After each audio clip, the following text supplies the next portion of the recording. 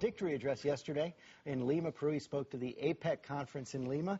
We're going to talk about the economy here with our roundtable. I've got George Will, David Brooks of the New York Times, Robert Kuttner of the American Prospect, also the author of a new book called Obama's Challenge, and Arianna Huffington of the Huffington Post. Welcome to all of you. And let's begin, George, with Tim Geithner, the incoming, presumably, Secretary of the Treasury. Boy, the market was impressed by that announcement. The senators seem impressed. Are you? Sure. He's presided over crises, which is what we're in now. He's presided over a bit of this one, TARP and all that. He presided over Indonesia, Korea, Mexico, all the rest. The problem is, the crisis this time is to come up with a stimulus package. The only thing the government can do well and quickly is mail out checks. The trouble is they get to the American households, and Americans in their native perversity start doing what they've been told to do for the last 20 years, is they start saving them. And that defeats the entire purpose. That is what happened last year. And I want to talk about the stimulus some more, but first let's stick on Geithner. Bob Kuttner, you agree with George? Well, you know, Geithner has admirers that span the spectrum from Barney Frank to Pete Peterson, the former Commerce Secretary and budgetary scold. He's not a Wall Street guy. He's a public servant. He's cool. He's professional. I think he's done a pretty good job in the crisis. He's also pro-regulation. He's tangled to some extent with Paulson and Bernanke over how much regulation to do going forward. And I think that, I mean, I agree with George that the government has to write some checks, but the government also has to get the banking recapitalization done right, which Paulson did not do. And the government also has to regulate so that they don't get into this cycle of bubble and burst and bail all over again. Geithner's pretty good at that. And there have been some suggestions, Arianna, that maybe at least some of his supporters have leaked this out in recent days. Well, maybe he was against not bailing out Lehman. After all, he wanted more help from the government. Right, exactly. And he's not ideological. And Obama has stressed again and again the importance of this being a fact-based administration where ideology does not rule. And he, in a way, the president-elect, has laid out the blueprint of massive public investment. It's not mailing out checks, as George said. It's very different. It's really rebuilding our infrastructure, rebuilding our schools, doing things that are actually both going to improve the economy in the long term and help get us out of the crisis faster. Geithner and a New Deal. Maybe. I guess the one thing I'd say is one of the things they cannot do is go back to the New Deal. One of the things they're talking about is building roads, building bridges. Well, sometimes it takes 80 months to get an infrastructure project actually going. The amount of money spent in the first couple of years in infrastructure, minuscule. So the one thing I'd say to them, think about the new economy. This is a human capital economy. Think about relationships and not roads. And so if I were designing employment plans, exactly? Right, if I were designing employment plans, things I would think about is do some road building, build some schools, that's fine. But think about national service. Think about how you're going to build relationships. Think about how you're going to build federal money to create communities that actually employ a lot of people in a service sector sort of economy. To me, the way they're talking now, they're doing a lot of reading about Harry Hopkins. I would spend a lot more time thinking about how am I going to build relationships using service, building communities. I really think, respectfully, I disagree. It's a kind of a straw man. I mean, I think you have to do all of the above. I think the hit to the economy is so serious. Contrary to the usual belief, you can get infrastructure programs going pretty quickly, and by giving relief to state and local government, you get help on the way instantaneously. Right now, state and local governments are laying off people. They're deferring projects. They're cutting health and education. If the government cuts a check to state and local governments to the tune of $100, $150 billion, not one of those layoffs have to occur. Frees up some of their money as well. Sure, so it may take some time. Let me just finish. It may take some time to create new jobs, but at least we can prevent layoffs from occurring in state and local governments, and you can get infrastructure programs going within 6 months. I'm not against it. I would just say they're talking about, as Chuck Schumer did, $500 to $700 billion. We can agree on state aid. I do agree on that.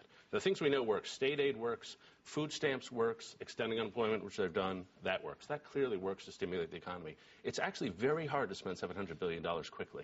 And if you got a Tiddlywinks Hall of Fame, they're going to fund that. They're going to fund everything. They do that anyway, under earmarks and all the rest. I mean, what you're proposing is reactionary liberalism. That is, whatever exists, double down on it. Before we go into a New Deal, can we just acknowledge the first New Deal didn't work? That is, the biggest collapse in industrial production in history occurred in 1937, 8 years after the stock market collapse of 1929, 5 years into the New Deal. Well, you know, it is really another of the myths that conservatives cling to now, that the New Deal did not work. And it's really, as every sort of myth of conservatism has exploded. Whether it is the fact that the Leave Us Alone coalition, of Grover Norquist, or the tax and spend, the slogans, those are not being repeated anymore. So now we're going back to the New Deal, or as Senator Shelby said, we're not going to throw money at problems. I mean, I agree with Robert that it's got to be both. It's got to be major infrastructure, public investments, but also the call to service that David talked about has to be central to the Obama administration. He's talked about it a lot in the campaign. It's going to be a big part of the inauguration, I understand. And it's kind of basically a demand to the American people to give of themselves, to help others, and not just to expect government to do everything. Bob, you've got to refute George Will. I believe you're saying you want to get in there. I want to put in a kind word for reactionary liberalism. I mean, there are things like a 21st century electric grid and water and sewer systems that haven't been repaired since the end of the 19th century, and world-class internet access on the infrastructure front. On the human service front, we ought to have universal pre-kindergarten. We ought to have universal child care at professional wages so that jobs that can't be exported pay a living wage. That's services. That's human services. We need to do both things. And the economy is cratering at such a rapid rate that we have to spend serious money. Now, on the question of whether the New Deal worked, Doris Goodwin said to me the other day, don't look at the Roosevelt of 1933. Look at the Roosevelt of 1941, 1942. The New Deal got us halfway out of the Depression. And it was Roosevelt's effort to balance the budget in 1937 that caused the downturn.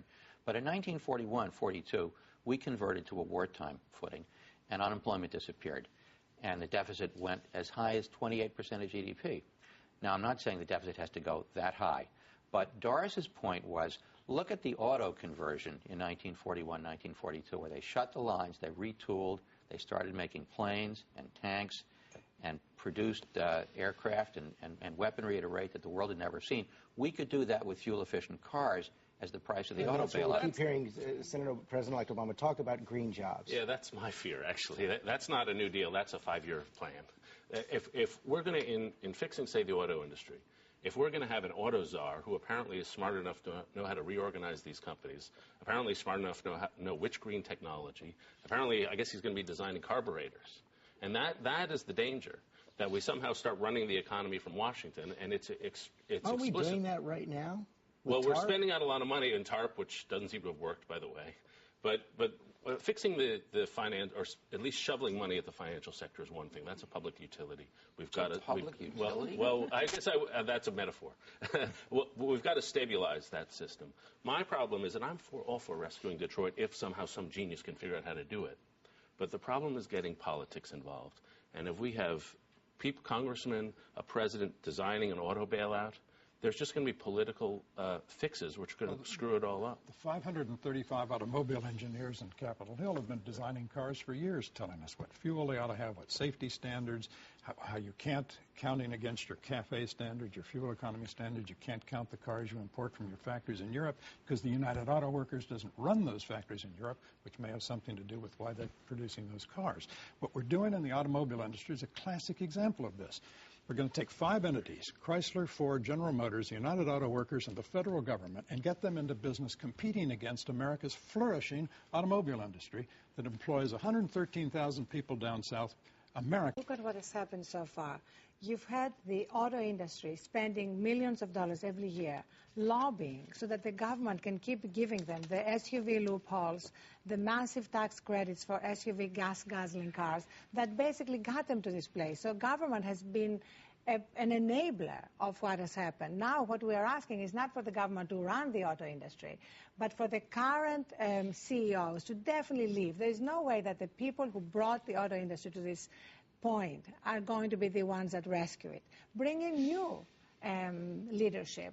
And there is no question, David, that we know what to do. I mean, it's been done by Toyota. It's been done by many companies, the fuel-efficient cars that they are producing and that the public is buying without having to spend billions of dollars in advertising, as Detroit did, to convince us that we need those gas-guzzling SUVs for years now. And the automakers argue, David, that they're actually farther along in innovation than their competitors. They just haven't been able to get the cars to the market. Well, the analysts I read, they say that we just need a bridge loan.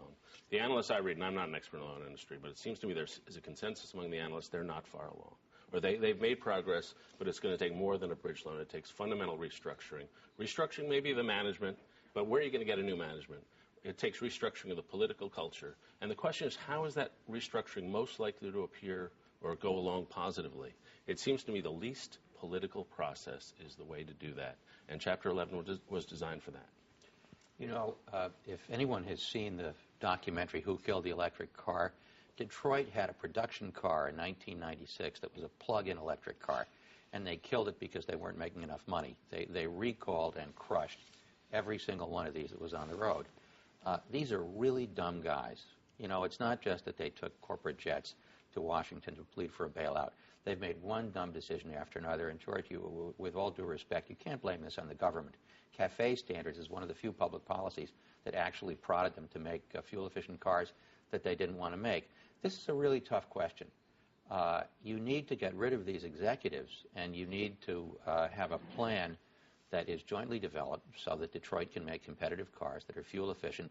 I don't think it makes sense for the government to allow the auto industry to go down the drain with 3 million jobs and all of the secondary impacts just because the current executives happen to be fools. General Motors is advertising as the key to their future the Chevrolet Volt, which Congress has already voted a $7,500 tax credit to try and bribe purchasers into buying a car that otherwise they won't buy. Now, this is not a sustainable business model. Well, go ahead. Well, consumers were lined up to buy the EV1 in 1996, and instead of investing in production of those cars, they invested in bribing the head of the authority. It cost them $35,000 more to make it than they could sell it for. You can't make that up in volume, Bob. Well, you can make it up in volume, actually. If you refine the technology, you slide down the cost curve, you reduce your unit costs. This is what the Japanese did, but they were smarter than we were. Sides of this are well staked out. Let's move on to another topic here, and that is the rest of the President-elect Obama's team. It sure seems like Senator Hillary Clinton is going to be Secretary of State. Everybody says it's on track right now. And Arianna, let me ask you the question I asked David Axelrod at the top. It looks like Secretary of State Hillary Clinton, probably, although not definitely, Jim Jones as National Security Advisor, Bob Gates as Secretary of Defense. A lot of the netroots that you're in touch with, fueled by opposition to the war, David Axelrod felt that they're going to give President Obama a lot of leeway on his team. Do you agree? Absolutely, and they should, because this is, as Axelrod said, his vision and his agenda, both foreign policy agenda and domestic agenda, and the people that he nominates are going to be there to implement with him his agenda. But the Hillary Clinton nomination has really left the realm of politics and has entered the realm of novel writing. I want Henry James, Portrait of a Lady Secretary of State. It's just amazing, the whole drama of the last week. First of all, we had denials. Then we had the second call that apparently made her comfortable. Then we had endless anonymous sources. We haven't had that many anonymous sources dominating coverage through the entire campaign. So the president-elect needs to realize that he's not just bringing in Hillary. He's not just bringing Hillary and Bill. He's bringing in an entire court of chancellors and chamberlains and many court jesters. And the end of no drama Obama, David Brooks. Thank God. It's a good day for journalism. No, I think she's a good pick, actually.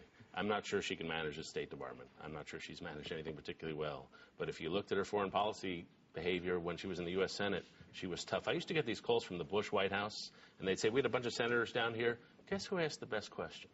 And it was Hillary. And they would ask sort of wild-eyed amazement, but I think a lot of Republican senators came to respect her. They were also invested in building her up there for a while. Well, no, but this was honest. This was honest. And I would say this is generally true of the people Obama has picked. Republicans like them. Republicans respect Peter Orszag, who may go to the budget office. They respect Eric Holder, by and large, who may go to justice. They campaign against Obama as this socialist leftist. But what we've seen is he's a pretty pragmatic centrist guy. Yes. A month ago, liberals were hoping and conservatives were fearing that this was the ascendance of anti-market people deeply skeptical of capitalism. That's not Geithner, and that's not Summers, And that's not Hillary Clinton. It's not any of these people. So it seems to me, on the scale of disappointment so far, your people ought to be. You know, this is so untrue. Just watch or listen to Obama's radio address yesterday. I mean, that was a very, very profoundly different plan for this country than we've heard for a long time. I mean, these were massive public investments. This was not a small government, small deficit plan. And so the idea that we're living in a center-right country is refuted by all the facts. The center has shifted. What used to be progressive positions on global warming, on Iraq, on corporate responsibility, on healthcare are now solidly mainstream. We are still a debated country, but it's 2/3, 1/3. It's no longer 50-50. Bob, you write in your book that Obama has the chance to be the first transformative progressive president since Lyndon Johnson. Is this the team that will bring that about from your perspective? You know, it's very tricky because on the one hand, as Arianna says, he's the president, and it's rather astute to appoint a bunch of people who reassure folks like George Will and David Brooks and then govern as a progressive. That's very shrewd. On the other hand, I would feel a little better if there were a few progressives, real progressives, on the pocketbook issues inside. Where's Joseph Stiglitz? Former chairman of the Council of Economic Advisors, Nobel Prize winner. Right, but someone who really believes deeply that casino capitalism is a menace and no, he's not a socialist, but he believes in a managed form of capitalism. James Galbraith, fine economist in his own right, son of John Kenneth Galbraith, is rumored possibly to be getting a position on the Council of Economic Advisors.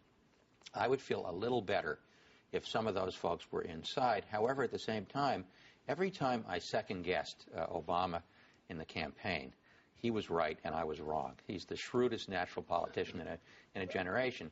So the left still has a lot of love for Obama coming out of the election. No fights, because you're giving away $700 billion. Everybody gets everything. And after 2 years, you get some fights. Where will the fights come? Well, the fights will come on how stringently to re-regulate the banks. We've seen one pole of that debate, Paulson, just give them money and don't attach any conditions. I think Geithner's going to be pretty good on this. We'll see another debate on what to do about housing. Do you bail out the bondholders or do you help the mortgage holders directly? We'll see a debate on how big the stimulus package is and whether it's a one-shot or whether it's an ongoing program. It is extraordinary. You see the approval ratings for President-elect Obama, the highest of any incoming president since Kennedy. You see how much leeway he's going to get from his supporters. No incoming president in memory has had this. That's right. But it's not easy being liberal, Bob, these days.